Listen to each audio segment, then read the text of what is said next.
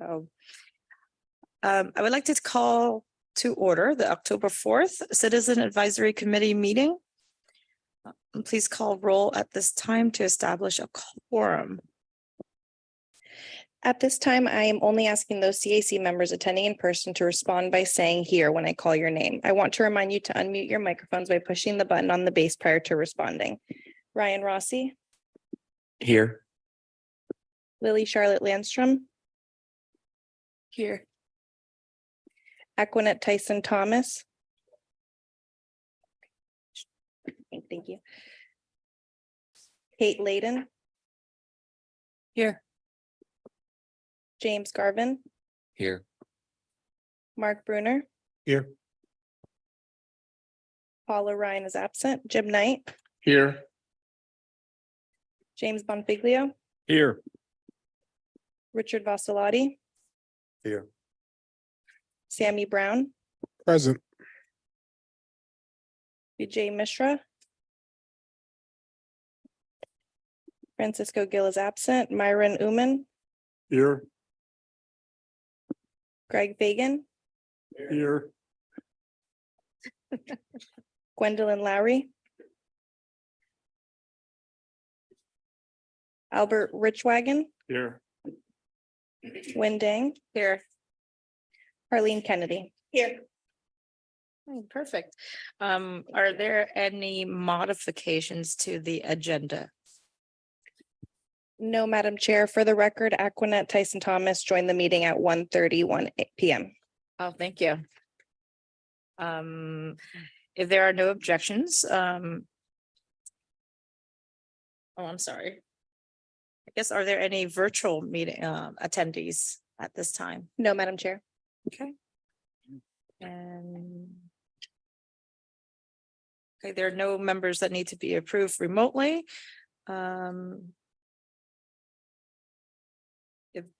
I think that's it. Mhm. This is a little bit different today, so I apologize. So we're moving on to item 3C, a motion to approve the minutes for September 6, 2023. Are there any changes to the minutes? If not, can I have a motion to adopt? James Garvin, real quick. I believe there was two questions on the minutes from last month. Attendance, I believe Albert Richwagon was marked as excused, even though he's marked absent, right? And then also there's a new appointment for Royal Palm Beach that's marked excused, yet new appointment at the same time. So. Yeah, can we make that clarification? Rich Wagon and then Royal Palm Beach. Yeah. Thank you. Okay, if I think those are the minor changes. Can I get a motion to adopt the minutes with the minor changes? Okay. Second. Okay, perfect. We have a motion by Albert and a second by Sammy. All those in favor, please say aye. Aye. Okay, all those opposed, nay. Motion carries. Are there any general public comments at this time? And then instruction on how to provide public comments are included in the agenda. Do we have any public meeting? No, Madam Chair. No? Okay, perfect. Item 4E, comments from the chair and member comments. At this time, I want to invite any CAC members' comments on items that's not on the agenda. And then, of course, there's no remote participation, so I'm gonna not give instructions on how to use Zoom. Are there any? Okay. Yes, perfect. Madam Chair. Hi, I'd like to comment on the article in, I think it was the Fort Lauderdale Sun Sentinel concerning the president of Brightline, Patrick Goddard's comments to the forum on Monday. He announced that the Brightline link from West Palm Beach to Orlando operated over the weekend at full capacity, and that from West Palm Beach to Orlando, and that during the time they were open, it was operating at 75% capacity. And I guess based on those numbers, they're going to expand the number of trains to 16. And, so in light of the fact that they sold out the 18 trains over the weekend and 75% capacity, I think we ought to send them like a sense of the committee letter, commending them, congratulating them on their success and wishing them success in the future. I think that would be a nice gesture from us. If you guys, you got to remember, for every person that's on the Bright Line, it's probably a car taken off the turnpike or I-95 going to Orlando. So they're saving cars, they're saving gas, saving wear and tear on our public highways. So I think it was a success. And I think we ought to send them some sort of recognition on their success and wish them success in the future. I think that's a great idea. And along with that letter, I'd like for them to verify exactly how many trains they're planning to operate, because I think the quiet zones north of us is going to be gravely and, affected by these amount of trains that's running. Well, And that feeds into their calculations. The article says they're going to operate a full schedule of 16 daily round trips between South Florida and the New Orlando station. So Yeah. those were his comments apparently at the forum. And I think it's just great news. Yeah, no, I think 100%. I think that's a really, really great news. I'm looking towards staff to see if we can make a note to congratulate them, but also to verify the number of trains also. One other thing, perhaps our staff can get a hold of the TPA agency, and maybe we can get the agency itself to send them a letter commending them on their work and the success and wishing them success in the future. So they get two letters, one from the agency and one from us. Does that come with free tickets? Say this was by Jim Von Figlio, and they'll send me a few free tickets. Yes.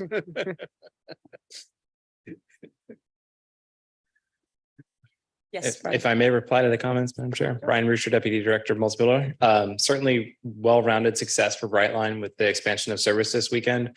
I think staff will talk with Brightline and work with, passing along those words and, making sure that we're getting those to Ali Sewell, their intergovernmental relations coordinator. I think if you also wanted to make the recommendation to the governing board to write a letter and thank them, that probably has a little bit more prestigiousness coming from the TPA's governing board as well. That would be the action, I think, in chain of events as this body is established to advise the governing board. So just as a thought for the committee's deliberations. I'll leave all of that up to you guys. Thank you, sir. Yes. Awesome. Thank you. And I think, Sammy next. Okay. Oh, I just had a statement. I recently attended the town hall for Councilwoman Dr. Julia Botel in the city of Riviera Beach. And some of the residents there had questions as it relates to the TPA's role within the community, particularly in Riviera Beach for some of the concerns that they had that weren't issues that the city could actually address, and they just wanted to have some conversations with the TPA, or to hear from the TPA what services they provide, or things like the comment map that recently was rolled out by the TPA regarding like crosswalks and things like that. But they just wanted a presentation given by the TPA, just communicating that to them. And I believe the city of Riviera Beach will be reaching out to the TPA to schedule that or set that up with TPA staff. Yeah, I believe that's a request on clarification, but Andrew, please. Hi, good morning, everyone. That's a good point, Sammy. We also are actually getting a lot of going out and doing a lot of council presentations starting up here soon. In relation to our long range transportation plan for 2050 that you've been hearing a little bit about. So that's a great time to sort of go there and, hear their concerns, but also talk about that vision for the future. So. Okay, perfect. All right. Thank you. And then Richard. Hello, everyone. So last CAC meeting, I made a comment about the Canal and the blue-green algae that I speculated was on the blue-green algae. As I've said in the past, I will always be truthful. I will never come in here and lie about anything. So I reached out to a source from the City of West Palm Beach Water Utilities to ask about what looked like blue-green algae. And this person said to me, it is not blue-green algae. And I said, are they telling you to say that? Or are you being honest? He goes, no, I'm being truthful. He goes, it's a different kind of algae. And this canal right now is so absolutely filthy that they have it shut down at pump 3. Now, pump 3 is on the M Canal east of Royal Palm State Road 7 extension there, where it goes into 60th Street. So I found that interesting that this water is so filthy, the drinking water from Lake Okeechobee, it's been shut down. I guess luckily we've had plenty of rain, so Grassy Waters has a nice abundance of water there. But the main source of drinking water is absolutely filthy. And then this person goes on to tell me, blue-green algae is in this canal almost all the time. So there's different weather factors, rain factors that creates it to bloom. But it's just important to know, I'm coming back to saying what I thought was blue-green algae. I was wrong, but it's still filthy and it's not suitable for drinking. Another thing I asked them about, because I'm by the M Canal multiple times a day, I see City of West Palm Beach guys on a boat and they spray a weed killer on the weeds in the canal. And I asked about the weed killer and said glycophosphate. And I said, how is this? And he says, oh, it's the safest weed killer out there. And I said, would you drink it? And he says, what? I said, would you drink it? He said, don't be ridiculous. And I said, okay. So looking up glycophosphate, one of the first things I found was back in 1974, it was under the brand name of Roundup. I guess we see commercials on Roundup all the time, and the non-Hodgkin's lymphoma, which is actually what killed my father. So whether that's safe or not, like I said, I wouldn't take a sip of water out of that tap in there. And so also in the past, I've revealed, I talked to you, there's a lot of new people here. And if you don't know, especially Miss Kennedy over there, I think that says Royal Palm Beach, and you should be well versed on State Road 7. I'd be happy to help you out with it, with the truth. If anybody else has any questions about it, I will give you the honest to God's truth about what's going on with State Road 7. It's the biggest road project in this county that's constantly being held up by the city of West Palm. I have lots of sources, whether it's from the city or the county. And one of my sources I mentioned about a year ago is a high-ranking official from West Palm. And I said, why does the police chief or fire chief not speak up about State Road 7 and how it would actually benefit Ibis and now Gardens and Bay Winds and Andros Isles, all those more than almost anybody. And he says that if anybody ever spoke up against what the mayor wants, they would be fired. Now, I mean, that sounds fantastic. The police chief or the fire chief can't speak up and say, hey, mayor, look, this is going to help everyone. Backups, resources, transport times. It doesn't even make sense. And let me finish up here real quick, the best I can. A couple previous meetings ago, more than a couple, it's been a little while ago. Myron and I think we may be on opposite page with this. Myron's been appointed by the city of West Palm Beach. And as everybody knows, I'm not speaking for Myron right now, but he can chime in when I'm finished here if he would like to. Anybody from the city of West Palm Beach will say that if State Road 7 is done, it will contaminate your drinking water. And that is a huge, huge lie. So in the past, Myron, you mentioned at a meeting that this agency, or this, at least the CAC, shouldn't be political. I agree with you on that. I really do. I almost agree with everything you say all the time anyways, except when it comes to State Road 7. And yet the city has made this road so extremely political. And it shouldn't be. It shouldn't be about a handful of wealthy donors in Ibis who don't want this road since its planning in 1948 behind a neighborhood that wasn't even created until the late 1980s, all the way up to not that long ago being finished. And I know, Myron, you not that long ago, you said that this wasn't a city thing. This was a DOT thing. And the DOT is where the problem is. And I said, no. And you mentioned permits, and you could, chime in here in a minute. And I said, the permits have been there. We've had the permits. And then the city starts a lawsuit and it holds up the permits. Well, we have court getting ready to start this month. I believe the 17th. And I mean, here's details for case number 21-002275, City of West Palm Beach versus the Florida Department of Transportation. So, I mean, this is the city appeasing a few folks in Ibis, and everybody knows it. I don't know how they keep getting away with it, but they do. I wish Paula was here. I really do. She said in a previous meeting, yes, the city did sell off the wetlands. and then they built on them, and it's for tax revenue. But she will stand by the city's interests. I just don't understand how everybody knows this is wrong and what the city is doing. It's the biggest road project going, and that this road is not done. It hurts so many people every day, every single day. And then when we have our crashes on North Lake, it's utter gridlock for hours and hours. And Myron and Paula, maybe it's time that you guys, I know you know this is wrong. Maybe it's time for you guys to say, hey, to the city, we need to stop this. Let the road be done. We know what's right. Let's stop wasting the millions of tax dollars. And we can continue. All right, thank you very much. Everyone wants to talk. All right. Thank you. A rebuttal, Myron? No, not a rebuttal. There's, no, Nobody ever wants to rebuttal me. I go places and I talk about this. Real quick, I'm sorry to interrupt you for 1 second. I've been to City of West Palm things. I've been to meet and greets of city officials before elections within the city boundaries. And I know someone who's very involved with this, Sal Fazo. Sal Fazo had a complete meltdown at a meet and greet full of residents in the Bay Winds clubhouse when I started to talk about this. If I'm being truthful, you know, and you're not being truthful, talk to me about it. Don't have a meltdown. Don't shut me down. Let's talk about this. I would love to hang out with Sal and have lunch one day with them. Please let him know. So I would love to hang out with Sal. Go ahead, Myron. I apologize for interrupting you. look, this has indeed been a very long haul. I attended the very first kickoff meeting in June 2005. And here it's 18 years later.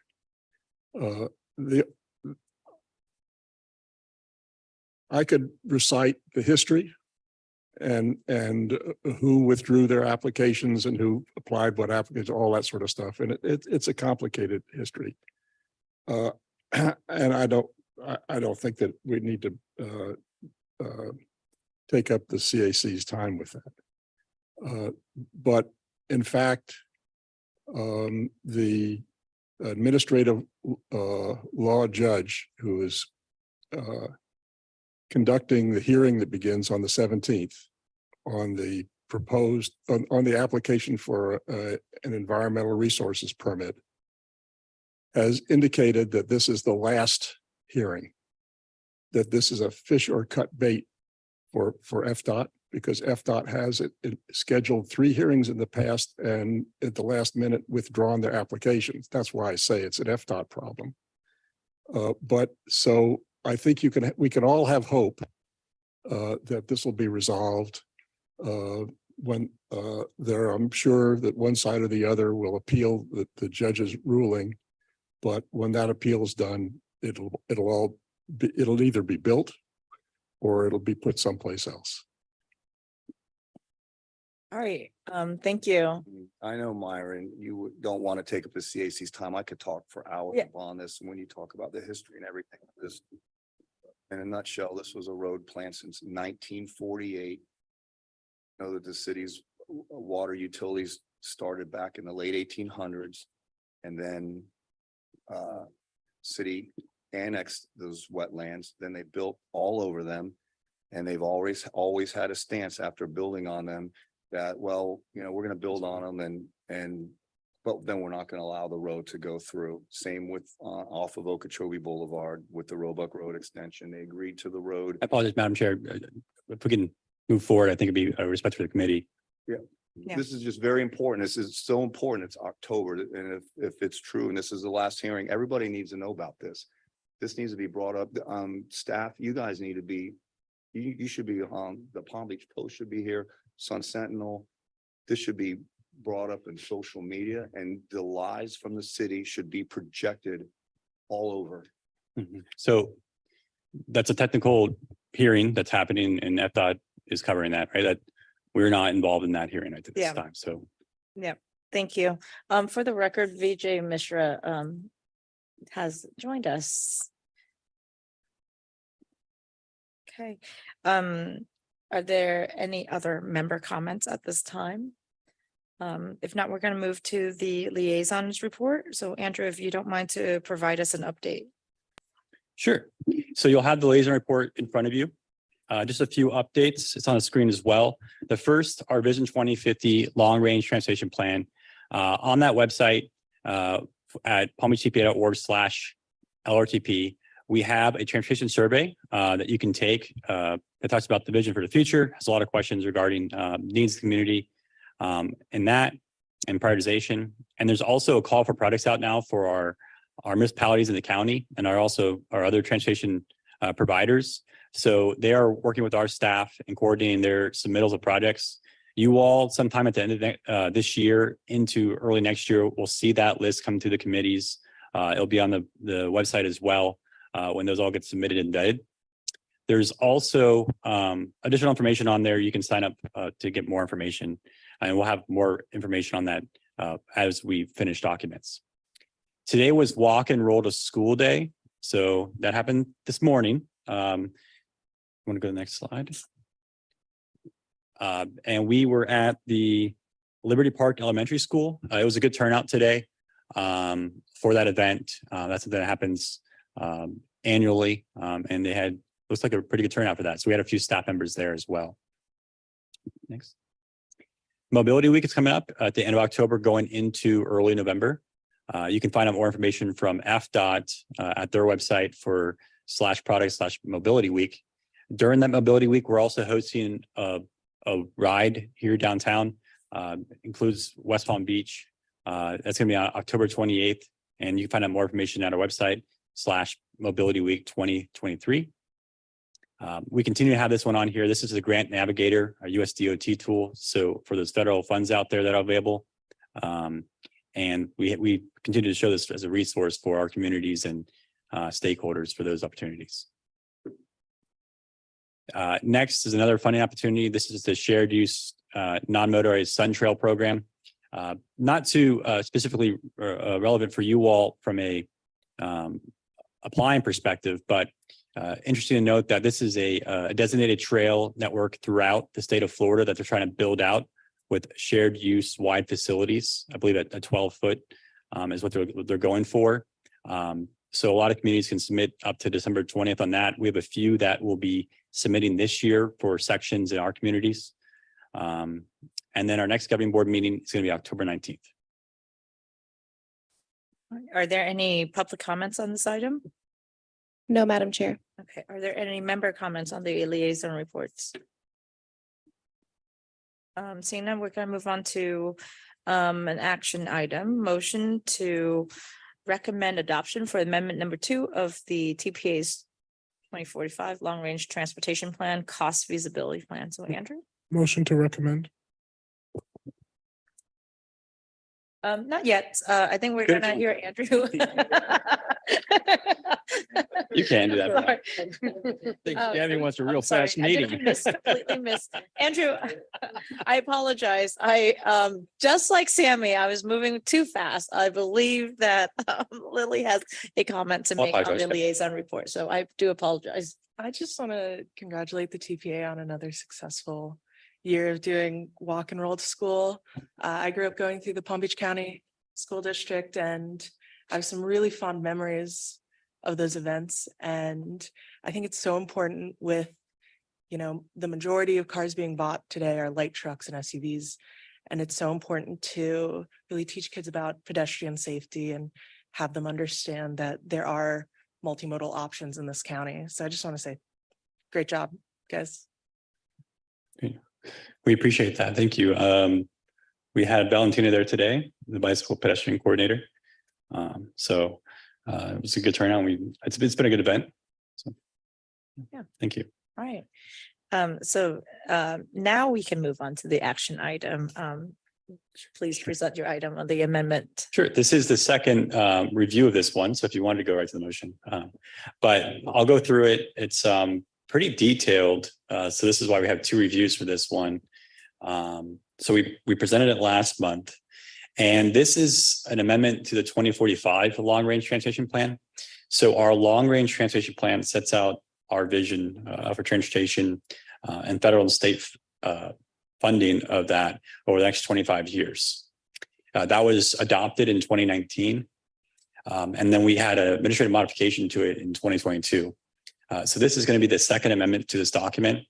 And the reason why we're updating this amendment, bring this before you today and then later on the governing board, is it's really to create better consistency. We have new revenue sources that came in from this newest federal infrastructure bill. Those were carbon reduction funds, which were funds that were eligible for the TPA to prioritize. There's also discretionary grants that were awarded to a lot of the transportation partners in our county, and we're showing those as well. And then we're trying to make it consistent with our transportation improvement program. And that's our 5-year funding of the next 5 years of federal and state funds in our county. And then lastly, we're updating the FDOT products in there. There's major capacity projects. So I-95, Turnpike, Beeline Highway, other major strategic intermodal system facilities, their costs. So a lot of costs have changed over the past few years, and this updates all those to show those. And when we do an amendment or any changes to a document, amendment or administrative modification, there are thresholds. These are state set thresholds. And for an amendment to go forward, which means it has to have that full 45-day public review period and review by you all and the governing board, it has to have a significant scope change to a project. So that's something like adding additional lanes to a project or increasing the length. It has to be either some type of schedule change that advances the project forward into a different band, or it could be a cost increase greater than 50% and $50 million. So pretty big threshold on that since it is a long range document. But those are the ones that trigger the amendments. And there's a few amendments in this packet for that. Most of the changes you're going to see in here are administrative modifications. So anything below that. And we have a lot of them. So we are showing those. Those don't require the public review and approval. But we've included them in this packet just since we did a big sweep of an update. We wanted to include everything that changes. So it's a lot of different colors on our backup. And just to show an example of what it looks like, this is just one sample of a page in the backup. What you're seeing here is the FDOT projects, the strategic intermodal system projects. So anything in a light blue means there is a change to the lengths to it or the costs. The locations or the costs to match the work program and the tip. And then if it's that green color, it is an amendment.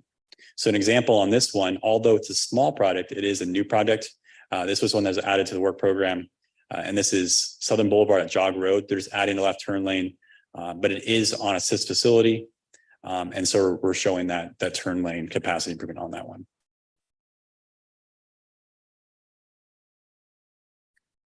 And then also when we do amendments and modifications, we need to show financial constraints. So what you'll also see in the backup is just the table that shows the new revenue projections and then what our expenditures are to ensure that they are balanced.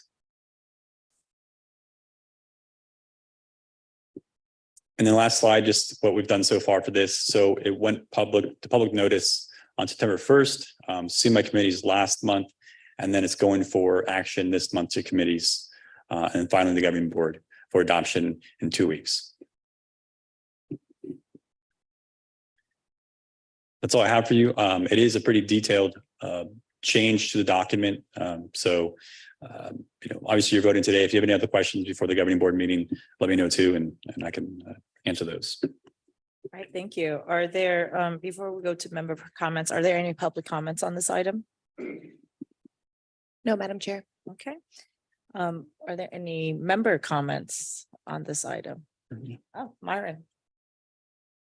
Oh, yeah, I always like to comment on the LRTP. In fact, I think I understand that the practicalities of the situation, but I believe that under law, it's the tip that's supposed to be consistent with the LRTP rather than the LRTP being consistent with the tip. Mm-hmm. And I think when you make a presentation to the board, you might be a little more careful in that expression. But the fact of the matter is costs change, and Richard's favorite project in the LRTP went from $53 million to $122 million. And so Because of the city, uh, Because of let's the not, city. let's not discuss that. because of the city, Myron. It's because the city, because FDOT cannot find a way of discharging the stormwater from the project in a way that's consistent with federal law. That's going to be, that's what's going to be at the hearing.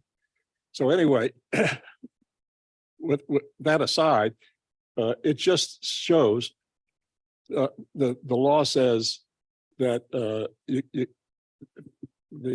project in the tip has to be within 20, let's see, no more than 120% of the cost feasible value in the LRTP. And that's really not realistic over time. So, I mean, you can't imagine that 25 years from now, we would know what the cost was within 20% in 25 years in the future. So it's necessary. And I understand that. And I'm not making any complaint about it. I just wanted to point out that it's the tip that's supposed to be consistent with the LRTP. Yeah, so that's a very good point. Thank you, Myron, about the statement there that it's not making the LRTP consistent with the tip. It is the tip supposed to be consistent with LRTP. Yeah, It's a good point of wording. Thank you. Yeah, absolutely. Thank you. Yeah, sure, Real Richard. quick, apologize, don't mean to interrupt, but when I'm hearing, it's not actually, Myron, when you're talking about stormwater and drainage, you got no problem North Lake Boulevard running straight through the catchment area and grassy waters with no runoff protection. So when you make comments like that, that's a bologna sandwich. And I can go on and on. You guys know I will. I'm going to shut it off right here. But when North Lake Boulevard, right to the entrance of Ibis, goes through the catchment area, and that's okay. And this road that technically does not go through any wetlands is not okay. That is ridiculous comment. Madam Chair, if I may, out of respect for the members of the committee, it'd be nice to keep comments related to not sort of imply that somebody's trying to make a phony comment or any other type of, disingenuous comment. That's my recommendation to you. Thank you. I think the item presented, amendment number 2, 2045 LRTP cost feasibility. This is the second time that we've seen this from last meeting and then this meeting. And so if there's any other comments regarding this item, we'll entertain. If not, then we'll entertain a motion. Second. Okay, we have a motion by Albert, and I'm sorry, I didn't. Mark. Mark, is the second by Mark. All those in favor, please say aye. Aye. All those opposed, nay. I'm sorry, can you turn on your microphone? It was off. There you go. Point of order. Yes. If I remember Robert's rules correctly, actually you have to put a motion on the floor and seconded and in order to have a discussion. So Yeah, it was you're absolutely correct. right. It was correct for Sammy to make a motion. Yeah. Well, that You makes get a me feel a lot second. better. We've been through that for a while, we've been through that for a while. It seems like it's worked out this way, so we haven't, and all the committees seem to do it that way. I guess it changes if you go to various committees and your other And I'm used to communities. it from working in city government. That's how they do it, sir. Yeah. Yeah. You're absolutely right, I'm not Myron. suggesting we need to change anything. I just wanted to, Point of order. So motion carries. Thank you so much. Now we're on an informational item. The TPA appointments plan, urban area boundary and functional classification update. At this time, I invite Matthew. We have the same agenda? Yeah. Okay, Matthew. Please, and actually, I don't think we've ever met you, so please introduce yourself and we'd love to hear more about the site. Yeah, good afternoon, everyone. I'm the new transportation planner for the programs team, and I started back in May, so it's great to meet you all and be here today. I'm going to be presenting on the urban boundary and functional classification update process. This is done every 10 years. It is done after the census. It's decennial. So I'm not sure if anyone's been here for the previous process, so this is a learning curve for me. But let's go through it. So first, you need to know that there are three major points for the process. There's the apportionment plan and metropolitan planning area boundary approvals. There's also the adjusted urban area boundary process and the functional classification update process, which are two separate elements that are part of the same procedure. And why this is important to you is that it falls under roadways, bridges, and transportation projects that are part of federal aid eligibility funding.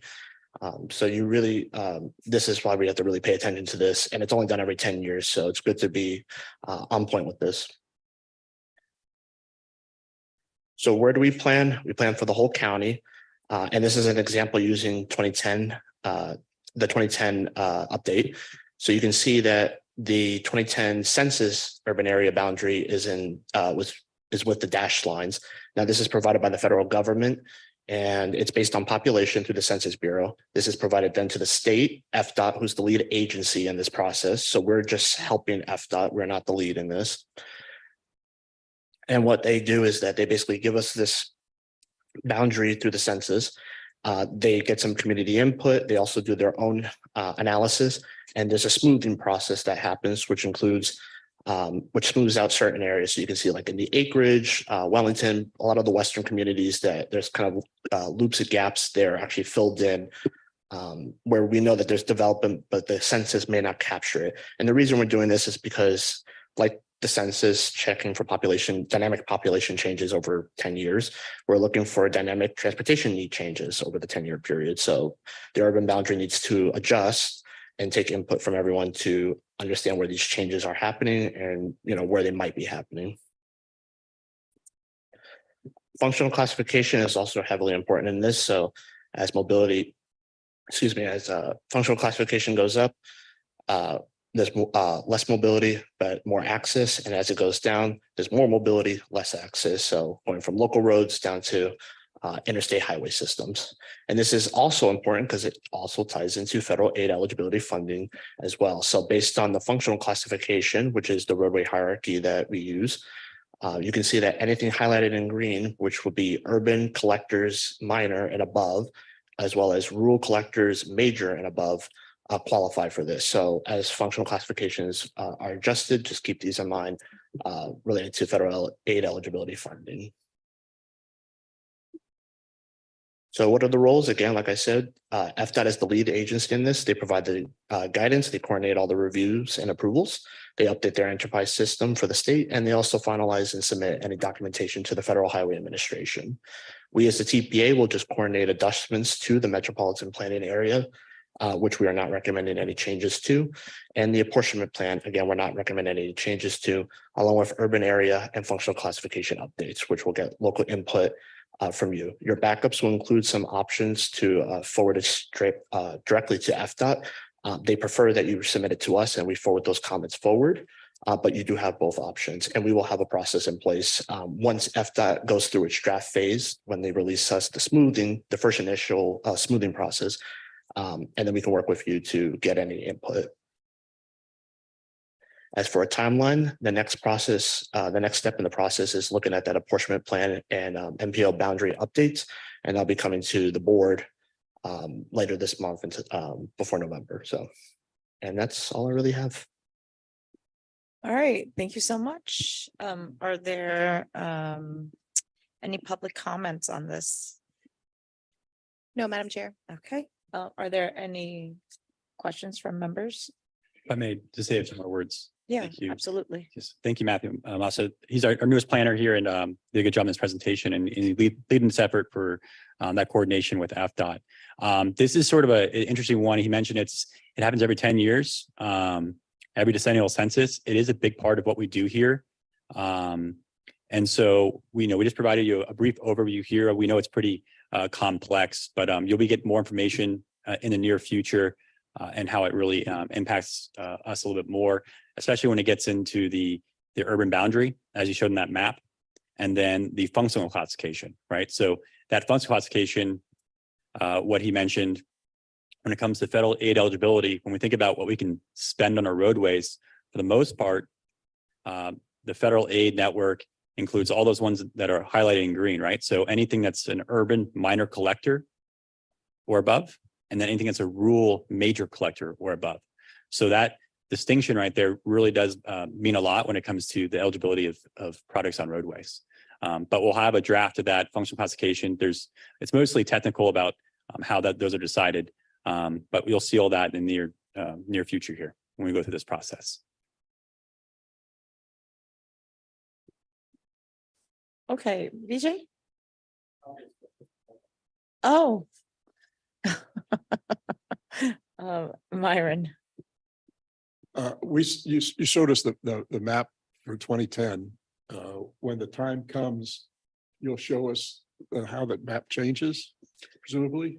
Yes, so right now, FDOT has the 2020 census urban area boundary, and they're working on a smooth version to present as a draft to then further smooth it from input from the municipalities and localities. And when is that scheduled to be? I'm in communication with District 4 to get that update. They're currently reviewing new rules provided by the Census Bureau about how this process can be done. So it's currently under review by FDOT, and we'll get you a date soon. Thank you. Most likely probably December, January timeframe, we'll probably be reviewing it. Yeah. Do you think it will affect, like especially for local collector roads, it will affect the local roadway network? Because that's typically where we see a lot of the LA and the TAP grants that come in. Yep. So the federal aid eligible roadways, it would impact those.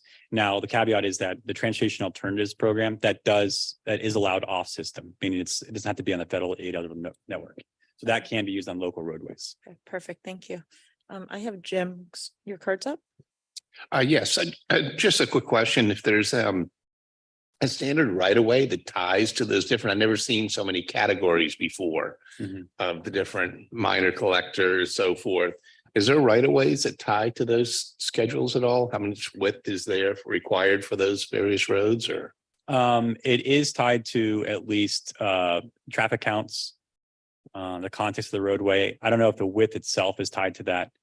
There's a guidance document on the website there, but it is tied to traffic volumes. For more specific on the methodology on the backup, they provide guidance from the Census Bureau, Federal Highway, and FDOT. So they have their separate methodology and how they process that. So if you can look there, if not, you can email us and we can get you that. Thank you. Yeah, the county has a really good county thoroughfare map that has right of way width on there also, if you're interested in that. Oh, Myron, I'm sorry. This is just a follow-up. I would assume that the FDOT manual has parameters for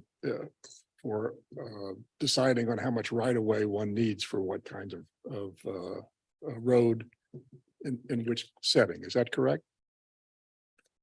Yes. Yeah. I mean, from a typical Design section. manual. Yeah. Yeah.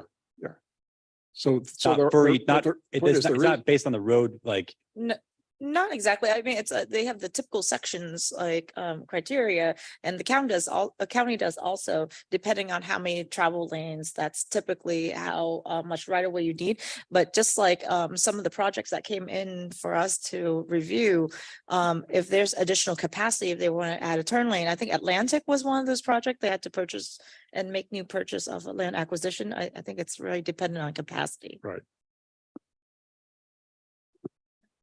Right. I think that's all the comments we have. Thank you so much. So the rest of the agenda is administrative item. Our next meeting is December 6th. Oh. Well, happy holidays, everybody. And I do have one last thing for you that's not on this agenda. It was mentioned before. The draft tentative work program for the next for 2025 to 2029 is scheduled to be released really soon. That's FDOT's version of, we give them our priority list that we've already adopted as a TPA for 25 to 29. We're going to see how those products were programmed in the draft setting. It's going to come out, I think, next week. So it wasn't something that's able to make it through committees. And it's going to be seen at the governing board. When we get those materials, you'll probably see an email come out from us with those materials. There's still a public hearing that FDOT does, and then we try to have the district secretary come to our TPA governing board meeting. So in 2 weeks, it should be the district secretary presenting that draft tenant work program to our governing board. All right, perfect. Thank you. I think this is it. Meetings adjourned. Like.